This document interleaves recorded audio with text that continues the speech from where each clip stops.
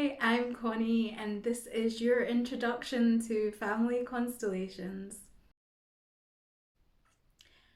Family Constellations was originally developed by a German psychoanalyst called Bert Hellinger. He was born in the 1920s.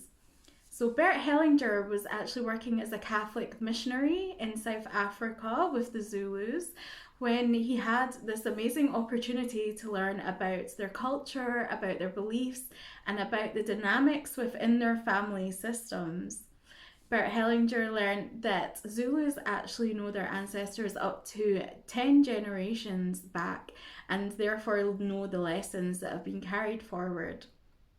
He found out a lot more information and incorporated this into the psychology that he already knew, brought this back to Germany and created it into what Family Constellations is today.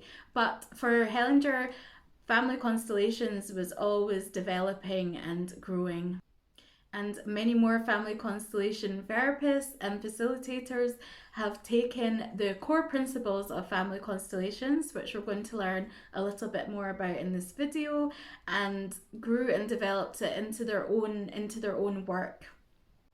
If you are looking for a good read on family constellations according to Bert himself, this is probably the best book I would recommend. It's called Love's Hidden Symmetry, and this is the original book that most people learn family constellations through. Family constellations is based off of three main principles, and the first one we're going to look at is belonging.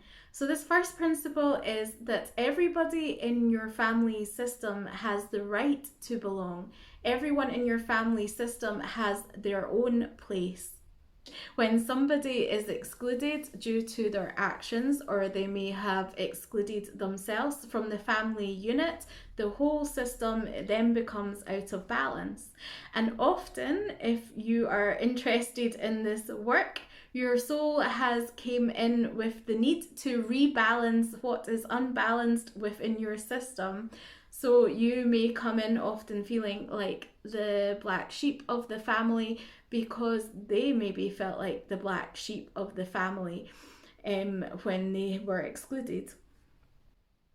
And these attachments often come down to the person who is willing to look, the person who is willing to rebalance the system for the greater good.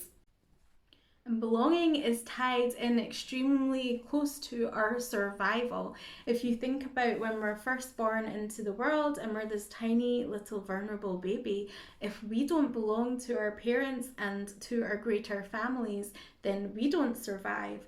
We need to belong in order for them to nourish us and love us and help us grow into an adult.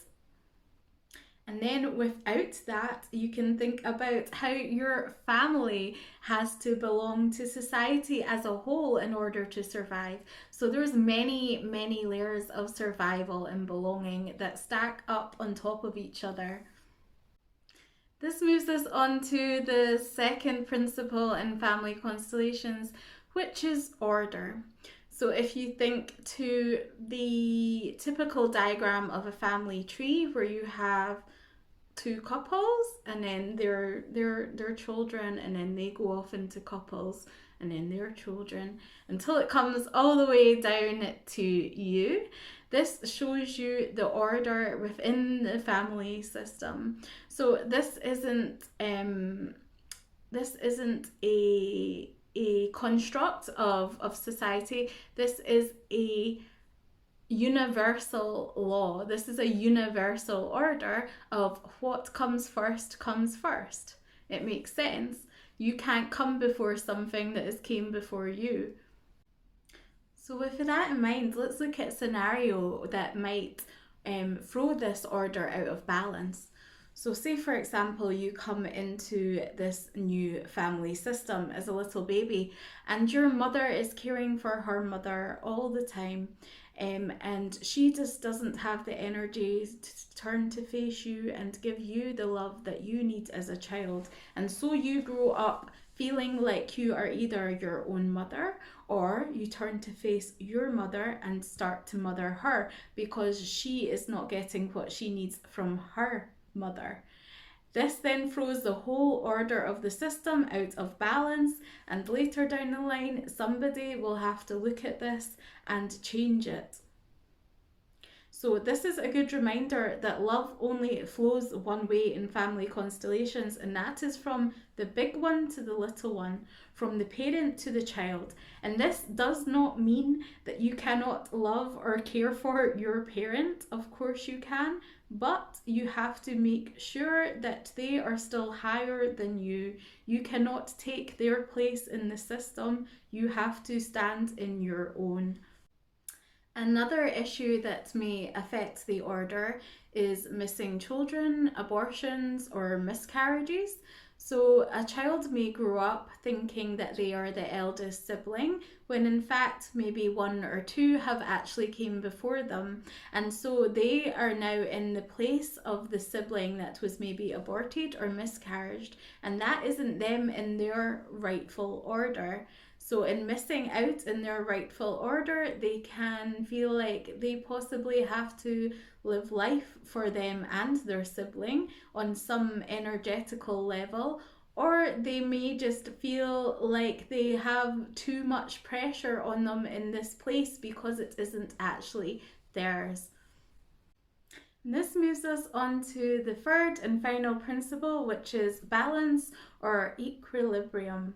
And this is the principle that everything in the system has to be in balance, something that we've touched on in the past two principles also. So the system is in a very fine balance, and when something isn't in order or something isn't belonging, it throws the whole system out of balance. Let's have a little look at how our systems can actually rebalance themselves if not looked at. So, let's say, for example, I had a grandfather who fought in the war, and during this time he had killed one or multiple men. And he comes home, and this is not looked at. His trauma is not looked at. Instead, he keeps it close to his chest and takes it to his deathbed. So then me, as a little baby, comes in with the loyalty to the family system that this needs to be rebalanced.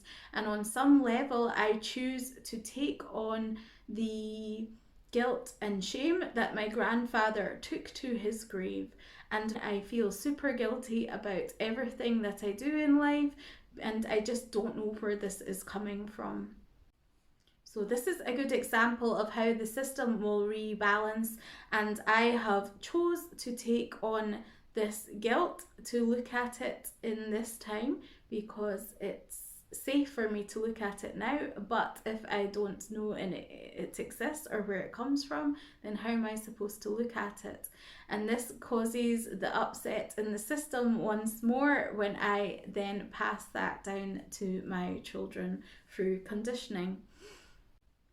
So now that we have all this information about your family system, about those who were excluded or those who were out of order or those who felt like they maybe did not belong, what we do is we then bring in the acknowledgement. So in family constellations, acknowledgement is the key to everything. Once something is acknowledged, it can return to the system in its rightful place, or it can return to the system in a state of belonging, or it can be rebalanced. So I can give back what no longer is serving me to the ancestor, and they can give me in return my gifts, the root of love from the system. So what does this actually all look like when you turn up to a family constellation session? Well, there's a couple roles that you may be in. You may be in the role of client, or you may be in the role of representative.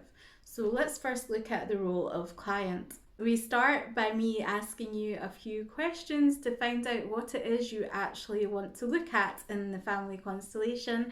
And this can be anything from mental to physical health, to feelings of not belonging, to issues with parents or family members, to abortions, miscarriages. And I do most of my family constellations blind, which means the people that are representatives don't know who it is they are actually representing. I just feel this allows people to connect into their intuition deeper and let go of judgment of stories. I tend to work with the emotions behind the stories rather than the actual story itself. So to start the process, I get you to pick a fabric from these fabrics, and you pick one for yourself, hold it up to your heart, and feel everything that is you going into this fabric before placing it on the floor for a representative to come and stand on. We will then pick more and more fabrics from the information I have gathered from your pre-interview. And these can often be fabrics for family members or even parts of yourself for inner child. This can be a fabric for a country or an emotion, anything that is involved within the story of the system. And then through diagnosis as the facilitator and through witnessing the interactions between the different fabrics, we usually come back to a point in the system where there is a sudden where there is like a release of energy, and this is where we return to the place that needs acknowledgement. And then we give whatever it is that needs the acknowledgement, and you can give back what is no longer serving you to this ancestor, what you have been carrying for them. And in return, they will give you the gifts of the ancestors, which is usually something like unconditional love, which is always amazing to receive. And then once we've come back down the line, I will turn you towards your future so you can look forward to your future without the burdens of what you've been carrying and without the need to pass those on to future generations.